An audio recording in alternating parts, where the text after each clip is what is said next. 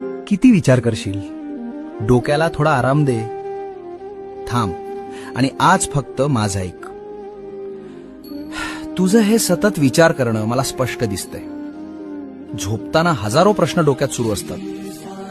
उद्या काय होईल, तसं का घडलं. स्वतःच्याच विचारांच्या जाळ्यात तू असा अडकलायस की आता तुलाच गुदमरल्यासारखं वाटतंय.